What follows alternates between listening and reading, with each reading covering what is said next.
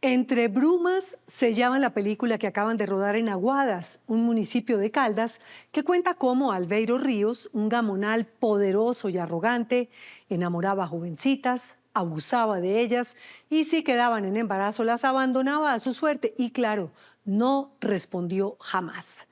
Federico Benítez habló con los protagonistas reales y su final feliz. Nunca me fijé en preguntar quién era mi papá biológico. Me di cuenta por un tío segundo, por parte de mi madre, se destapa la olla. Ahí fue donde me di cuenta quién era, prácticamente qué hizo y seguidamente que habían más hermanos detrás. Manuel Ríos nació en Aguadas. Tiene la grandeza y el valor de sentarse frente a una cámara a contar cómo fue abandonado por su papá biológico, Albeiro Ríos. Es un gamonal que se creía el putas de Aguadas, que todo lo podía y a nada le temía, pero en realidad estaba muy alejado del personaje popular de este pueblo de Caldas. Creyó que gracias a su poder podía estar por encima del bien y del mal y embarazar a cuanta mujer había en el pueblo, sobre todo si eran menores de edad, y abandonarlas a su suerte con sus bebés recién nacidos. Pero la justicia, 30 años después, le hizo pagar sus abusos, así llevara 10 años de muerto. La mamá de Manuel fue una de esas niñas abusadas. Fue doloroso preguntarle a mi mamá, mamá, ¿quién es Albeiro? ¿Quién es mi papá biológico? Y pues precisamente en ese entonces fue muy doloroso para ella decirme la realidad. Usted tuvo una infancia feliz, Manu. Bastante. Fue hace 10 años que Manuel se enteró de la verdad. Un mes después de que Albeiro se murió a los 68 años sin aún haberle pagado a la justicia por no reconocer a ninguno de los hijos de las mujeres de las que abusó. Manuel lleva una década con la rabia contenida y soportando semejante dolor. Lo conozco más que todo por parte de la versión de mi mamá. Cuando esto, digamos, se destapa, fue para mí muy doloroso. Ante una realidad dolorosa y buscando la verdad, se encontró que como él había otros 5 mediohermanos, Tranquilo. hijos de madres abusadas por Albeiro, y aunque habían pasado más de 30 años, se unieron para hacer respetar la dignidad de cada una de sus mamás, que los habían criado en silencio y con el miedo que les infundó el hombre poderoso del pueblo. Ya fui conociendo después algunas madres, también de unos hermanos medios también, que resulté a propósito con 5 hermanos más. Me contaban, claro, pues el Señor nos embarazó y después nos botó. Y muchas de ellas niñas, ¿no? Sí, la mayoría niñas. Y esas niñas, que estuvieron por más de 30 años guardando silencio, decidieron hablar, gracias a Fernando Merchán, un abogado nacido en el pueblo, que conmovido por el drama de estas mujeres y sus hijos, decidió librar una batalla legal que parecía imposible de ganar. Esto ocurrió durante más de 30 años. Este señor burló la justicia durante más de 30 años. Nunca le pasó nada. Y a mí, digamos, como abogado y como ser humano, me da un poco de tristeza a veces saber que él murió sin pagar absolutamente nada, porque son historias dolorosas, de abandono, de maltrato, de humillación. Historias que no son ajenas a la realidad de nuestra sociedad. Se estima que en el país hay 12 millones de madres solteras, es decir, un 40% de los hogares son sostenidos por mujeres según el DANE. Por eso ese maltrato y esa humillación al que fueron sometidas estas mujeres en Aguadas se convirtió en un aliciente para sacar a flote una verdad que muchas mujeres callan en Colombia. Y terminó en la grabación de la película llamada Entre Brumas, del director Juan Pablo Bedoya, que narra este drama y cómo 30 años después las niñas abusadas, ya adultas, logran que la justicia ordene repararlas a ellas y a sus hijos con los bienes que Alirio dejó. Es un tributo a esas madres solteras, a esas mujeres berracas que luchan por sus hijos, que los sacan adelante solas porque hay hombres como él que no les respetaron su dignidad de alguna manera. La grabación de la película que se rodó en Aguadas, donde ocurrieron los hechos, fue gracias a que Fernando preparaba un libro para contar cómo semejante drama, después de tantos años, tuvo un final con justicia. Estoy por allá un día en una reunión social y al lado se sentó una mujer muy bella, Lorena Brisco, y me dijo, bueno, ¿y tú qué haces? Y yo le dije, no, pues yo soy abogado, fundé una ONG, en fin, y ahorita estoy escribiendo un libro sobre un caso que llevé. Y me dijo, cuéntame. Yo le conté. Al final me dijo, no vas a escribir un libro, vas a hacer una película sobre esto. Y yo le dije, no, pero una película es muy costoso. Y me dijo, no, yo me encargo de todo, yo busco los fondos, hay muchos fondos internacionales, festivales, hay mucha ayuda para hacer cine. Me dijo, no, esto lo tenemos que hacer y lo tenemos que grabar en Aguadas. Entonces ella empezó y se metió literalmente en esa película y lo sacó adelante. Pero sacar adelante un caso aberrante en el que parecía que la justicia nunca iba a llegar no fue tarea fácil para Fernando. Una vez al año no es pecado. Era desdibujar la imagen de un hombre respetado y con poder que después de muerto seguía generando miedo a sus víctimas que durante muchos años no contaron con el apoyo de las autoridades. Albeiro siempre fue de puertas para afuera una persona de bien, según Fernando, pero tenía un lado oscuro que pocos conocían. Él era un caballero, además. Él se ganaba a las mamás de estas jóvenes. Y ahí empezaba como a conquistar después a las hijas y las invitaba a su casa para que trabajaran en la casa, para él y para su hermano. Él vivía con un hermano. Y ya después la cosa cambiaba. La cosa cambiaba, cuenta Fernando, cuando las niñas que enamoraba quedaban en embarazo. Ya él quería inmediatamente deshacerse de ellas. O sea, él le tenía temor a la responsabilidad, por eso nunca reconoció ninguno de sus hijos. Burló la justicia por muchos años.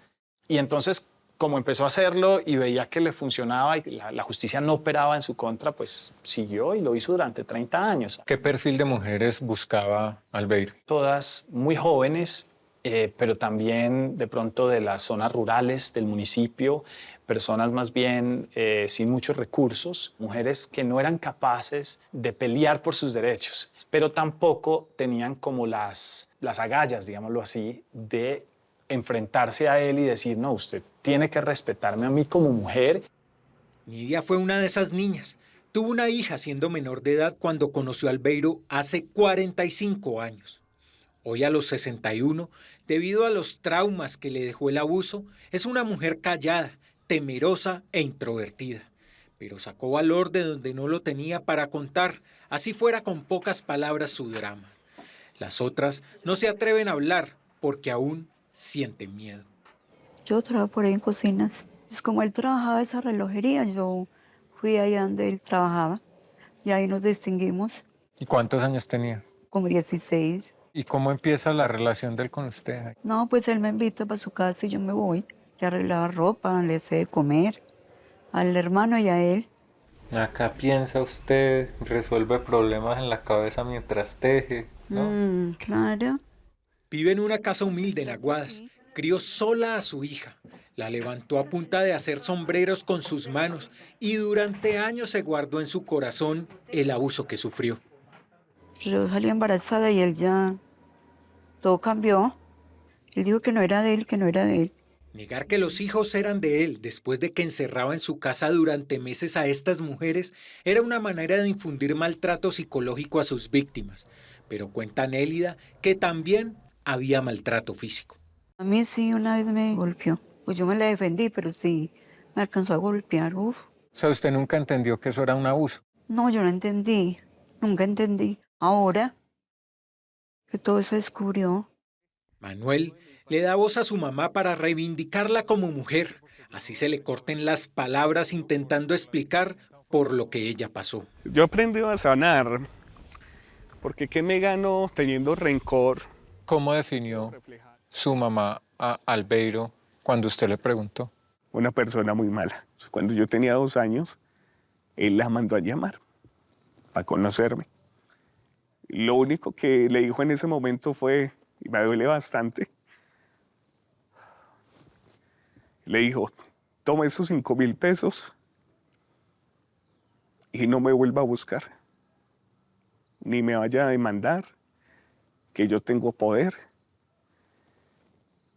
y mucha gente la puedo comprar. Y Albeiro desapareció del mapa completamente. 40 años tiene esta foto.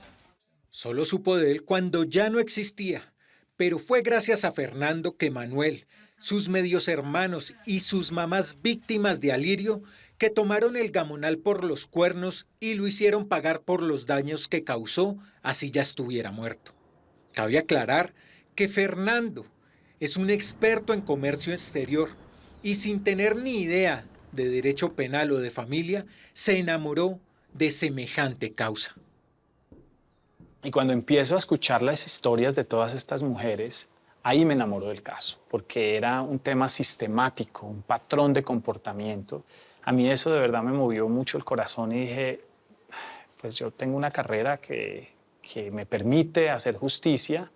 En Colombia hay muchas leyes, pero falta eso, falta compromiso con la justicia. Entonces dije, pues voy a tratar, voy a intentarlo. Ya con Fernando empezamos prácticamente a armar el rompecabezas. Fernando ya había adquirido, digamos, empezado el proceso con 3 herederos más. Fue un camino tortuoso y largo que dejó dolor por los lugares que recorrió Albeiro. Ese proceso duró unos 6 años más o menos. Se descubrieron muchas cosas más de este señor. Hubo amenazas, hubo muertos, hubo personas en la cárcel. Aparte de eso, también hubo falsificación de bienes, compra también de funcionarios públicos, entre otros más. Según Fernando, la familia de Albeiro hizo hasta lo imposible para evitar que repararan a sus víctimas con las propiedades que había dejado. Sí, ellos manipularon las pruebas. De hecho, yo traté de recrear el perfil genético de él con la exhumación de los restos mortales de sus padres. Y resulta que cambiaron los restos de la bóveda donde estaban para que pues, las pruebas no coincidieran. O sea, cambiaron el cadáver. Sí. Pero cambiar de tumba el cuerpo no sirvió de mucho. A través de los hermanos de Albeiro se comprobó la paternidad en los hijos que nunca reconoció. La justicia, esa que parece que nunca se asoma por las zonas apartadas de este país, ordenó repartir los bienes que dejó entre sus víctimas. Aunque nunca pagó por sus abusos, según Fernando, fue un pequeño bálsamo que ayuda a aliviar un poco tanto dolor. Cuando llamé a estas personas, les conté, les dije, mire, ahí está su herencia, y empezamos de alguna manera a entregarle sus cosas, gente que no tenía absolutamente nada, y que hoy eso ha transformado sus vidas, además de una manera muy positiva. Yo sentí que valía la pena estar vivo, que valía la pena todos esos años que yo pasé en la universidad estudiando. En un país donde el acceso a la justicia se cree que es imposible, el trabajo juicioso y constante de un abogado y la necesidad de las víctimas de hacerse escuchar desenmascararon a un abusador que se escondió en su papel de persona respetable. ¿Quién era realmente Albeiro? Un hombre que actuó sin ningún tipo de remordimiento y que dejó una huella muy triste en estas personas. Y esa huella tan triste no la borra el tiempo, como lo comprueba esta historia, sino cuando las víctimas comienzan a ser escuchadas. Eso no puede volver a pasar. Personas como él no pueden haber. Personas como él. Es que este mundo está desvalorizado moralmente. Por eso Manuel, como víctima, al ser hijo de un padre totalmente ausente que cometió diferentes tipos de abuso con su madre y otras mujeres, deja un testimonio contundente para que ninguna mujer, ante una situación como esta, lo vuelva a callar. Lo que yo le digo a las mujeres, no se queden escondidas. Por más sufrimiento que pueda haber, que piensen en ellas. Busquen ese empoderamiento que las pueda sacar adelante. Salir adelante es el único camino que le queda a estas y a muchas otras víctimas de abuso. Porque en un mar de abandono hay abogados convencidos que David sí puede contra Goliat y se le puede ganar la partida. Así el abusador se crea el mismísimo Putas de Aguadas.